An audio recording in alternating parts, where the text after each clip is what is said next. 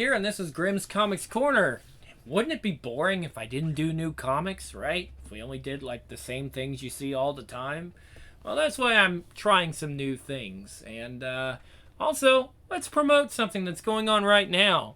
As of this video, Humble Bundle is doing an awesome Red Sonja bundle. So you're getting a lot of classic Red Sonja, like I'm reading here, and you're also getting the complete Volume 5, issue by issue.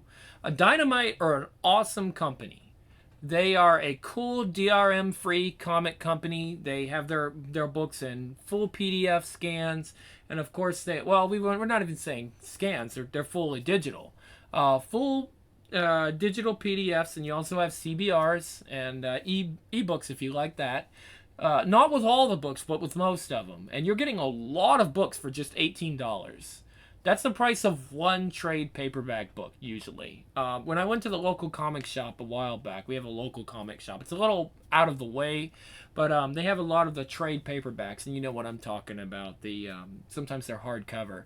Sometimes those are like $20, and that's just for, the volume 1. So if you're talking about a whole bunch of volumes of books, which you are getting, you're only getting them for $18. And they're in all kinds of formats, so you should have no problem with that. Humble Bundle's really cool. And if you like manga, they're also doing a Baki bundle, which is Baki the Grappler, legendary shonen manga, so that's there too. That might not be there for much longer, but the Red Sonja bundle is going to be there for a little while. And Dynamite have worked with a lot of cool companies. They worked with Groupies, who I've actually done some bundles with, and of course, Humble. They've supported them. I think they're on Fanatical. I think they're on a lot of different places, but they're always bringing their comics to the people. And comics may not be selling as much as the manga right now, but I am pretty loyal to comic books. I do like the original comics. I like the classic comics. I understand manga is more popular, but I'm just loyal to comics. That's what I grew up with. That's what I want to continue to read. And if you're a manga fan, that's great. I've got a lot of manga, but I don't know if I'll ever get around to reading it. It's just not my big thing. I prefer the colored pages, and I know a lot of pages in manga are not colored because that's the style. That's fine. But at any rate, I want to go ahead and open up The Adventures of Red Sonja Volume 1, which I think is some of the earliest Red Sonja books. And, oh yeah, look at that. Classic art. It's a little rough, but that's the way it looked, It didn't have all the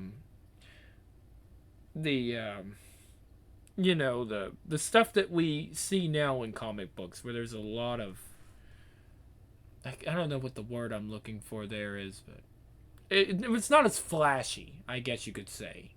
It still has, again, that rough edge, almost like a little bit.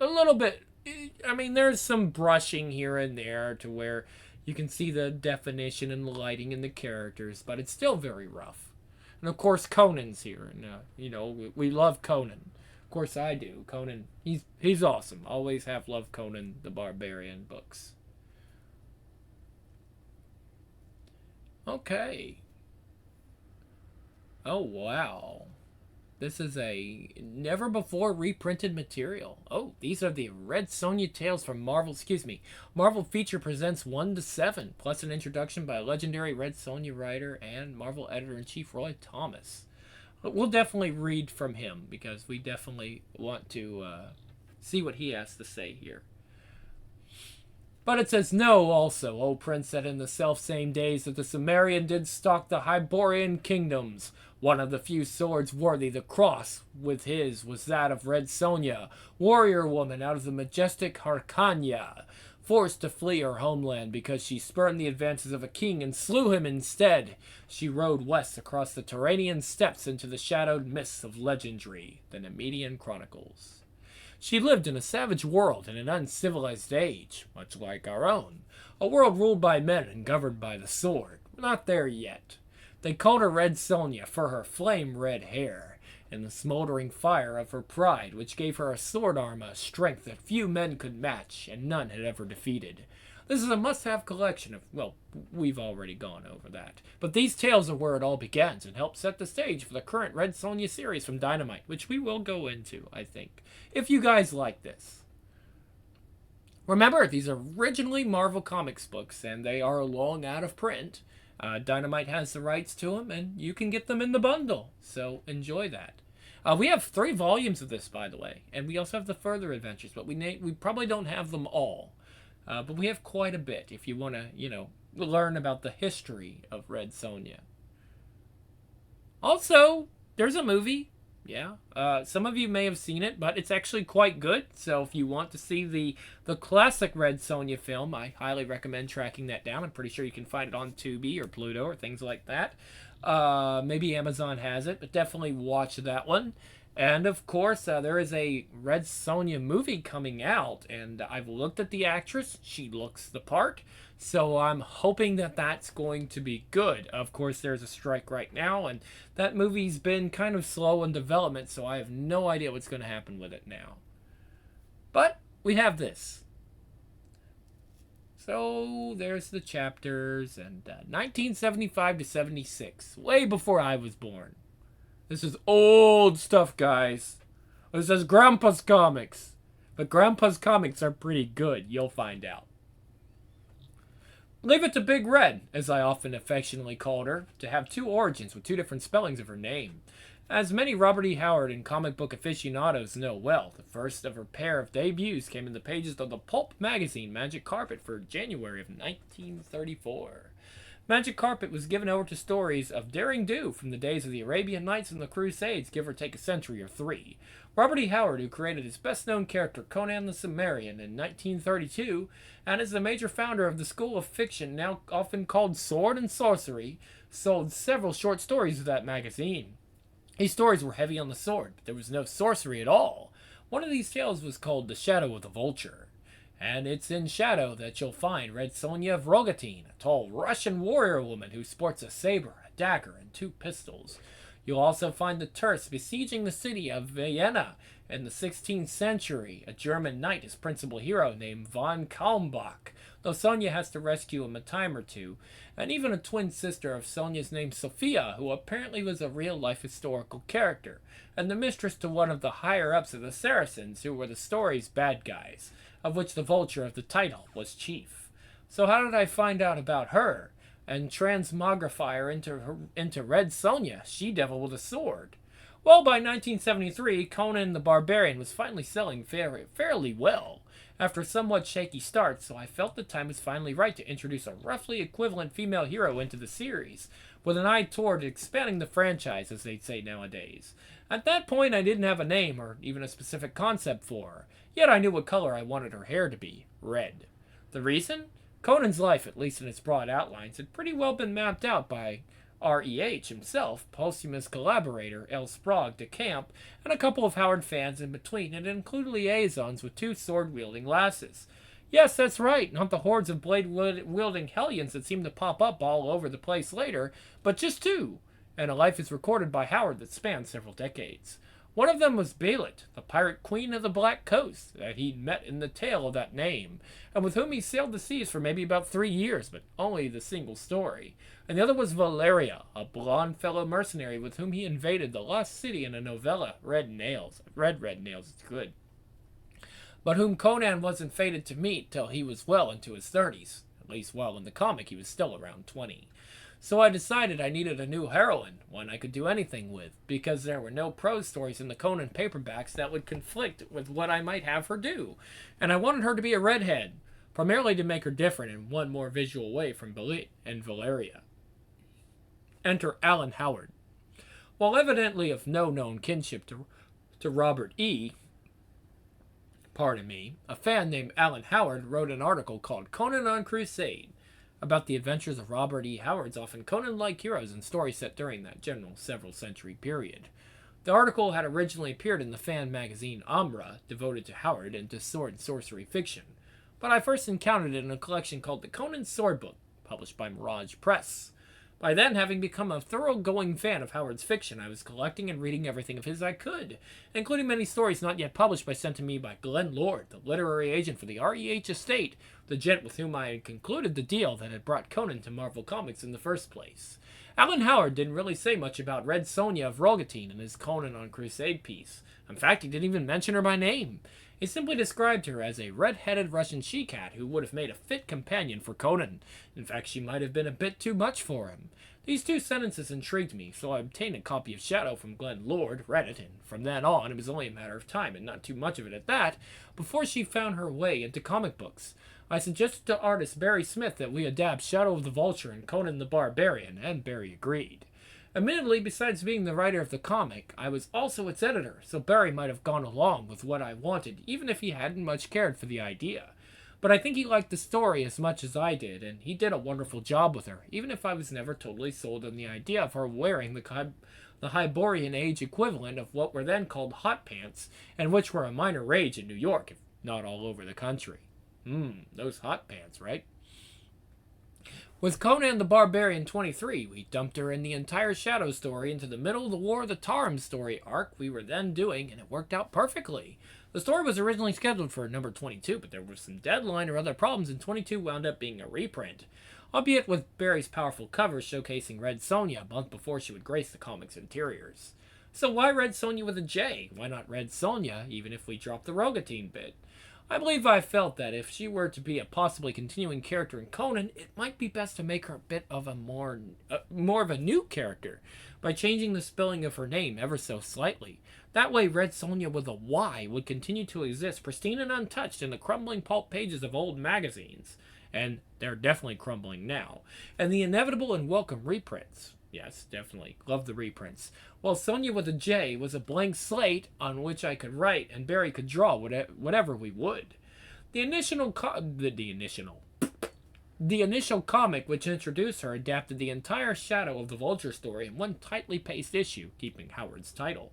With Conan the Barbarian 24, however, we branched out a bit. I won't bother even try to remember at this juncture precisely which of us, Barry or myself, thought of any particular bit in the Song of Red Sonja, except that I dug up a fragment of REH verse called Tarantella, which I used as the song of the title, and decided she would have made a vow that she would never have any lover except a man who defeated her in battle. That was actually passed on to Chi-Chi in the Dragon Ball series. Remember that Chi-Chi said that she would never marry a man unless she could beat him in battle.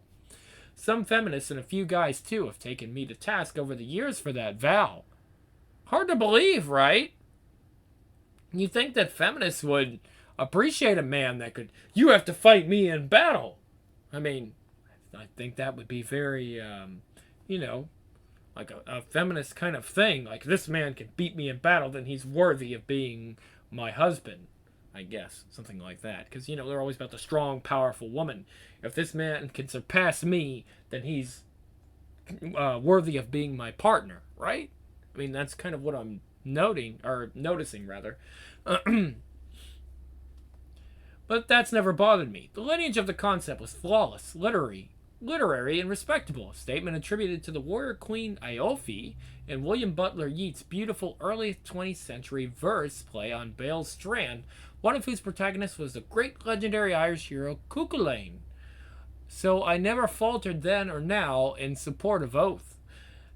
If I didn't know the motivations of a heroine I had, at the very least, co-created, and who did?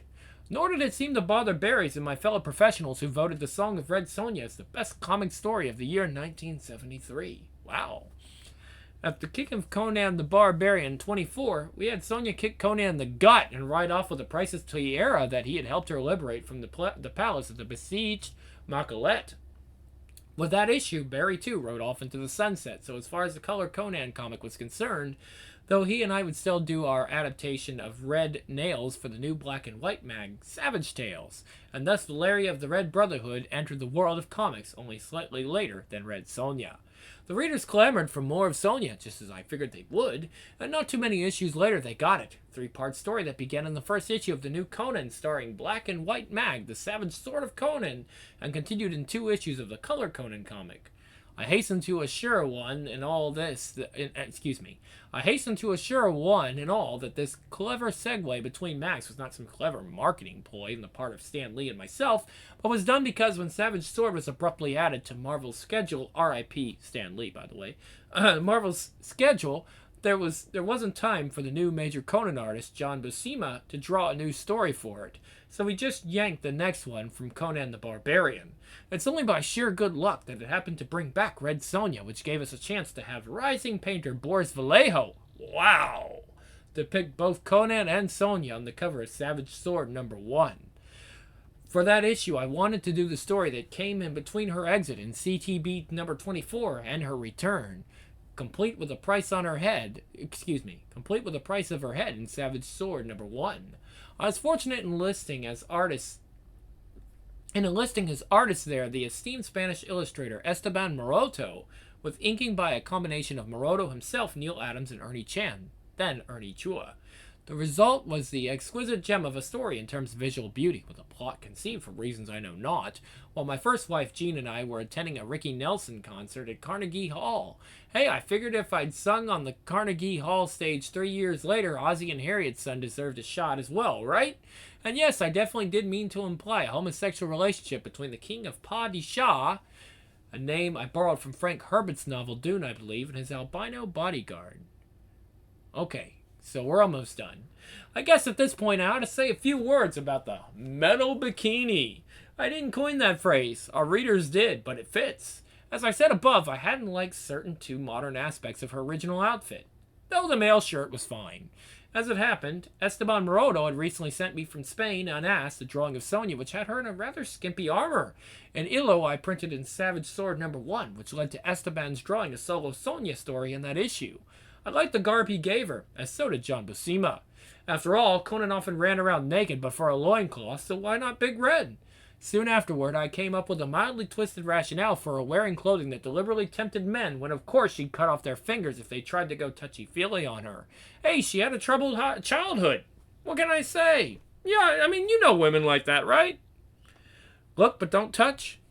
By now, Conan was such a hit that it seemed logical to put other Howard characters like King Cole and Red Sonja, insofar as she was an REH character, out in comics of their own. And so Sonja became, in 1975, only a couple years after her creation, the star of Marvel Feature. It was probably Marvel's editor-in-chief then, either Marv Wolfman or Archie Goodwin, who suggested that the artist be Frank Thorne, a longtime pro who'd done the post-apocalyptic Mighty Samson comic for Gold Key a few years earlier. I liked his work, so that was fine by me. Only once again, Marvel's inevitable scheduling brinksmanship didn't allow Frank enough lead time to do a full-length tale for Marvel Feature #1, and anyway, I was in the throes of going through a painful second separation from my first wife. Ouch. So I asked Bruce Jones, who'd written and drawn some fine stories for science fiction comics I edited, to script the first few Red Sonja stories, except for the very first one. For that one, I quickly adapted a Robert E. Howard short story called The Temple of Abomination, which was set around 1000 AD and featured a Conan-like hero named Cormac McGart. I enlisted the talented Dick Giordano, who recently inked a John Buscema penciled Red Sonja back up in Conan and loved drawing beautiful women. As the artist, see? People love drawing beautiful women. You know, it's a thing. It's not sexist. I mean, what's wrong with drawing beautiful women? I mean, shouldn't beautiful women like that they're being drawn? I mean, as far as I know, a lot of beautiful women that get fan art of themselves are like, wow, this is really nice fan art of me. Well, you're a beautiful woman and the guy likes drawing beautiful women. And there's also beautiful women that like seeing pictures of other beautiful women drawn art and things like that. I don't think there's any problem with it. And we held the story down to a very lean 8 pages. I filled out the remainder of the issue by reprinting that Maroto Sonja story from Savage Sword #1. First time in color, and we had our first issue of a solo Red Sonja mag. I was sorry not to be able to work with Frank Thorne right off the bat, but I love the work he and Bruce Jones did together. Bruce wrote a script in advance instead of using the Marvel method of having the artist work from a plot and then add dialogue later. And this led to some inevitable layouts by Frank, who even lettered his stories. Certain aspects of the story didn't strike me as being quite as much in the Robert E. Howard vein as I wanted, but my quibbles were minor. I liked the stories even if I was still planning to return after a few issues. When I did with Marvel Feature #6, I immediately brought Sonja back more into the Marvel version of the Hyperion Age, with a story in which she encountered Coranthes, who's spelled with a C instead of a K, I've been an offstage character in Howard Conan's story, The God and the Bull. Grunthis was a priest of a Stygian god Ibis, so I even playfully referred to the latter as Ibis the Invincible, the name of an old Fawcett Comics hero who had been a backup feature in the Wiz comics behind the original Captain Marvel. I was determined to have fun with Red Sonja, and I did. The urban legend of baby pet alligators flushed down toilets and growing up wild in the stores of New York City went to the Gator Men of Marvel feature number 6, of course. And of course, she and Conan meet up in the last panel of my first issue, with the Pirate Queen Baylet tossed in for good measure. Since I was writing both mags, it was fairly easy to dovetail the Sonja stories in Marvel Feature 6 to 7, with 2 or 3 issues of Conan the Barbarian, even bringing in King Cole in the big finale. Unfortunately, we can't reprint that issue of Marvel's original Conan series, so you just have to take my word for it. Wow. Well, I mean, it is what it is. Red Sonja, Conan, Baylet, and Cole, for that matter, come out on top against the Stygian wizard who set them all up and even pulled Cole from an earlier era, even if Sonja is never going to be high on Baylet's hit parade. There's also a Cole the Conqueror movie, and I believe it's got Kevin Sorbo in it. Kevin Sorbo is a great guy, and I highly respect him, so check him out if you haven't seen him in Cole the Conqueror, which is actually a pretty good one, if I'm not mistaken. Of course, he was also, well, he was Hercules, also, of course. And after Marvel feature number 7, such was Sonja's popularity that she even gained her own magazine for a couple of years, graduating into Red Sonja number 1. But that hopefully is a tale to be told in the second volume of the series, if the good Lord Erlich is willing and the creek don't rise. Okay, here we are. After the last rust-colored glow of sunset, no one may enter or leave the teeming city-state of Padishah. The proclamations of King Ganef are quite clear on this point. There we go. Yet the great gates swing wide this night, and an armored scarlet-tressed goddess rides slowly, proudly out of the Hycranian polis. No man knows the place of her birth, nor where she learned to wield a sword to shame many a male. They know only that she is called the she-devil of the Hycranian steppes. That and Red Sonja, going out on another secret mission for His Majesty, are you, Red Sonja? Save your breath, Amir. It's clear she's not in a talking mood tonight. Red Sonja. By Roy Thomas, Esben Morodo, Neil Adams, and Ernie Chan, colored by Jose Villarrubia. A house full of brats, and a husband to beat her once a week. That's what such a woman needs. And you're the one to supply her, Amir. Why not, pray tell? You've much to learn, Luran. Red Sonja's made a vow that no man ever shall touch her, save one who's defeated her in battle. And it begins to look as if at that rate she'll be a maiden when she dies. Perhaps the warrior maiden hears these hoarse whispers, perhaps not. Yet as she rides at measured pace past the outbuildings just beyond the city walls, she is remembering. Remembering a day now several months gone when she stood before King Ganef and his albino bodyguard, Trollus. You understand, then? Padishah must pretend to be honoring its commitment to help our sister state Makalet against the Turanian hordes which besiege her. But in reality, you wish me to steal back the serpent tiara which was part of your daughter's dowry. We'll have no talk of stealing. If you didn't know he was gay, I don't know what to tell you.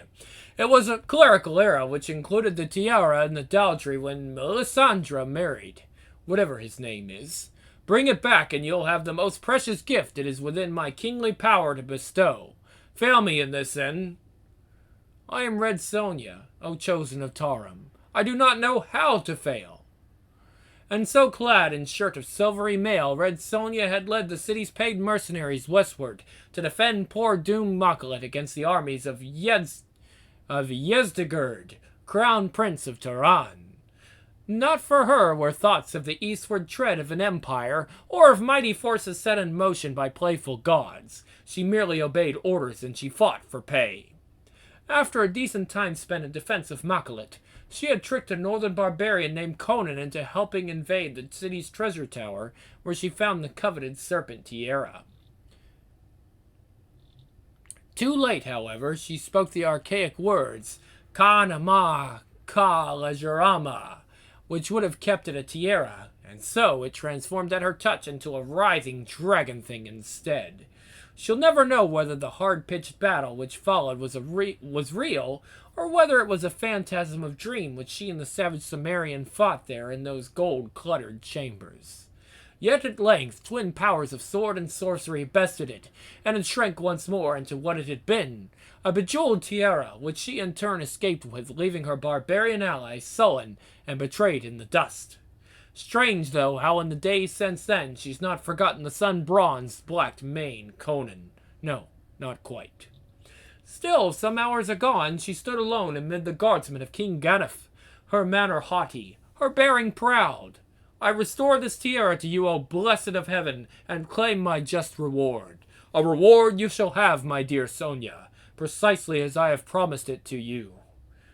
Now, chosen one, now, good Trollus, guard, seize the wench, gently but firmly. You heard the king, seize her. Arlek, take your lying soul. So this is how you repay a loyal soldier. Well, you'll not take Red Sonja prisoner, not if you send all her Kanya against me. Ha! A knee in the gut for you, dog, and replay my message to your king. We have her, blessed one, but she is truly, as they say, a she-devil. I was counting on it. A welcome change from all the spineless, spiritless wenches currently in my harem. Harem? Gods take me, I should have suspected such a trick from one who'd steal from his own flesh and blood, which you were willing enough to do for me for a soldier's rations and an unspecified reward. But Trollus, I see you lust after the warrior wench fully as much as I do. Perhaps. Then you shall have visiting privileges with her. By and by you have my word. The word of a liar. I kept my word, woman, to the letter. I vowed to give you the most precious gift. It lay within my kingly power to bestow, and so I shall. You simply failed to comprehend that the preferred gift was myself. But I weary of feminine conversation. Take her away and have her scrubbed. I'll not have her smelling of the road when I come to her. This very evening. No warrior ever lasted long who did not know when to surrender, and so Red Sonja suddenly became quite docile. You are wise to act thus. The king would rather have you without whip welts on your back. Go croon to your fellow steers, eunuch. Women, bathe her. I beg of you, do not fight us. I beg of you, do not fight us. We do only as we are commanded, which is how I got into this mess in the first place. Still, you're right. It would do no good to send you sprawling. Still, try to treat me like a sack of Nemedian potatoes, and you'll get as well as you gave. You see, warrior woman, it is not so unpleasant here in the king's Seraglio? We are fed, cared for, pampered, and spoiled, like a kennel full of dogs. You would be wise to banish such thoughts from your head. Perhaps our master himself can change your mind when he lays hands upon you. He'd best be quick to count how many fingers he has left. Hopeless. Absolutely hopeless. Wontons? Lie-a-beds? Do you think the king will wait all night? We have done all we could here, Lucrezia. Yes, that's true enough. I'm as ready as I shall be. In here, girl, your lord and master awaits. He certainly does. Why, we've grown absolutely famished for her presence, haven't we, Trollus? Yes, Majesty. You see, Trollus, I told you that armor or not, Red Sonja's proper place was never in the forefront of men's battles, but in a king's boudoir. And you were right as ever, Majesty. My appearance then is pleasing to you, O blessed of Tarim? 1,000 scribes, scratching away from the day Lemuria sank to this, could not have phrased it more precisely. And now, my little chipmunk. Really? But, O king, what of your man Trollus? Could you not send him away that we might have a bit of privacy? Oh no, most indubitably not. He is my bodyguard and most trusted bosom companion. He is never out of my sight, nor I of his. Isn't that right, good Trollus? Never, Majesty.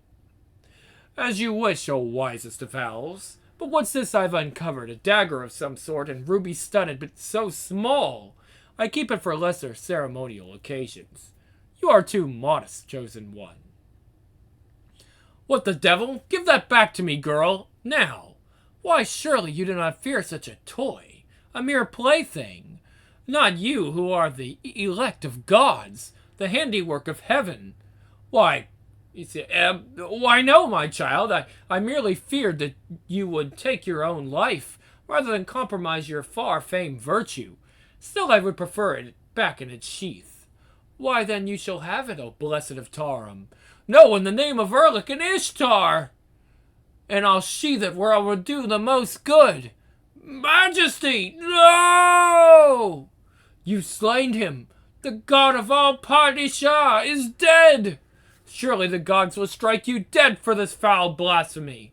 It doesn't look good. It doesn't look to me as if the gods give a good damn about the miserable pig's life. Now, why don't you just show me a way out of this many-splendored hellhole, and then we'll... No, I don't guess we will at that. Murderous! Regicide! When I get finished, what's left of you will be turned over to the palace torturers. Do you hear me, wanton? I hear you, albino.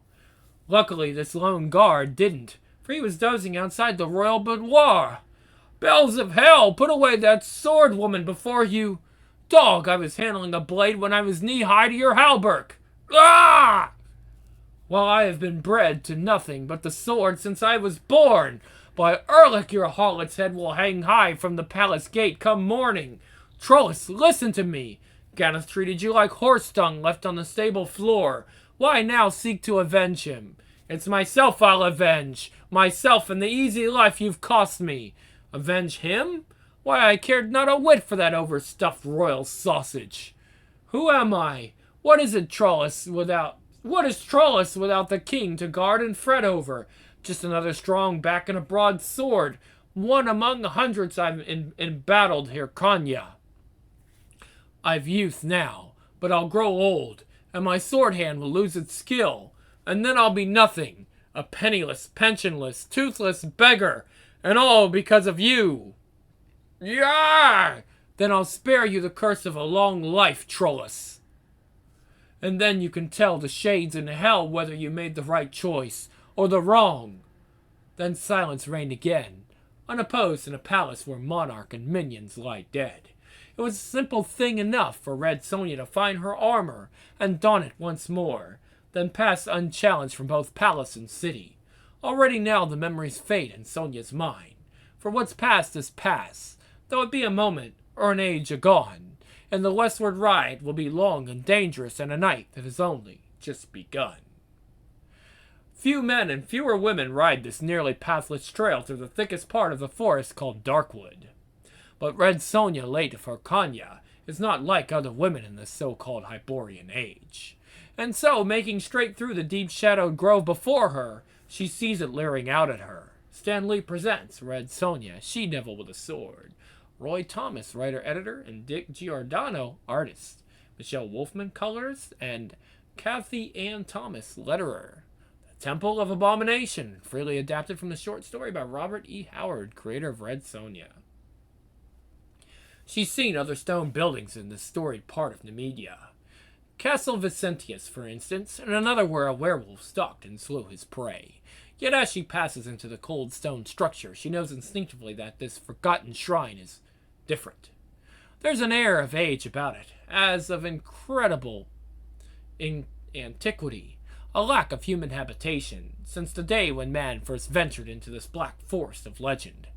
At last she comes to what seems the innermost chamber, to be repelled by the loathsome, inhuman carvings which fill every dust-thick nook and cranny.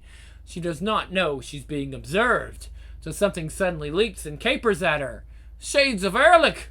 Sonja does well to swear by the darkest, oldest gods of her native Hyrcania, since only in such fabled times can such a creature have existed, for even as she falls, drawing her dagger in a single smooth motion, she sees the horns upon its dusky, thick-furred head.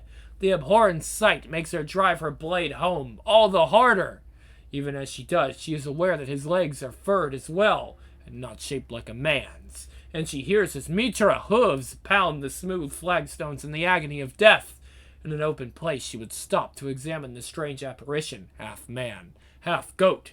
But beholding the doorway through which he must have come, she moves towards it, sword in hand. If there be more such within, they'll not catch her unawares. Inside is a dark, circular chamber, and more statues. No, two of them alike. No one of them human in aspect, like the gods of the Hyborians who rule Nemedia. Still musing thus, she steps onto the five-pointed star at chamber's center, only to have it abruptly fall away and dread silence under her feet. In that moment she would plunge into unseen abysses beneath.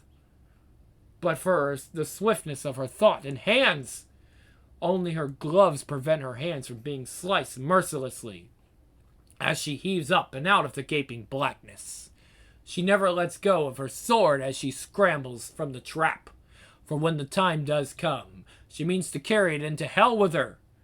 Breathing more easily now, she stares down, only to have her gaze swiftly swallowed in darkness, and a foul, indefinable stench drift up from far, far below. That stench she knows was never born on the earth she knows, on either side of the sea of Valiant. A groan.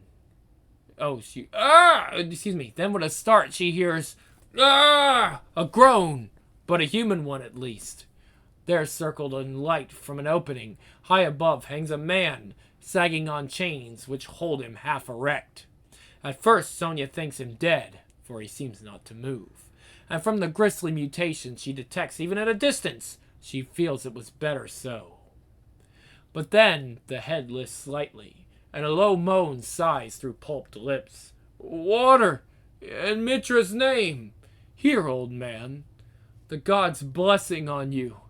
Has the torment ended? Am I in paradise at last? That I see a human form again? For I am still galled by these heavy chains. But no, it is not paradise. Well, I don't know who you are, Greybeard, but you're human at least. So I'll not leave you dangling there at the mercy of hell-spawn horrors. What fiends used you so? Vermin who did not die when it was the appointed time for their kind. I was a priest of Mitra, and thus they hated me, left me to die slowly. Oh God, that my beliefs did not forbid taking my own fast-ebbing life. Looking deep into his eyes, Sonja knows what she must do, and her hand stabs swiftly downward. There is gratitude in the dying man's eyes, gratitude and a last waking prayer, that his God will not be angry when he greets him in misty realms. Then of a sudden and not far off, there comes an eerie sound of pipes, a haunting song, aye, and haunted too. A moment later there is a sound behind her, and she turns like a she-wolf at bay as an unhuman horde bursts into the chamber. Mitra! And still the pipes play on. She sees the demon piper now, as she cuts a deadly swath through the onrushing mass, striking now with her bloody dagger, now with her equally lethal sword, for she sees an opening in the loathsome press. A second only, and she is through it like a springing leopard. Now, you music maker from hell, if I must die in this temple of abominations, at least I'll go down in silence. Come, you devil spawn, let's Baitarum! She sees it all in an instant. The demi-men are all motionless now, as much as any carven statue. All that is, save the horn and bearded piper behind her, who has found there are other weapons besides his demon pipes. She-cur! For 1,000 years and more my brethren have danced neath the moon, slaves to my pipes. Now you have shattered them for all time. Aye, monster! And I'll do the same to you, unless you let me depart in peace. Never! You slew my brethren and their plaything priest. For that you must pay, ere we could feed him to the slithering things in the pit. Oh, I'll pay all right. Pay you back slice by slice for the wounds suffered by that holy man. For I see that man-goats may also bleed. Then when your strength has ebbed a bit, a single stroke will disarm you, and give slither things, whatever they may be, the meal they darkly crave. The creature falls backward with a wild cry, a cry which rings up ever more faintly from untold depths, then ceases abruptly. And from far below, there rise sounds as of a grisly feast. After burying the priest, Red Sonja rides her way, knowing that night will find her far from that temple of terror. And grateful she'd not be able to find her way back if she tried. Finn. Okay, and that's going to be the end of Red Sonja for now.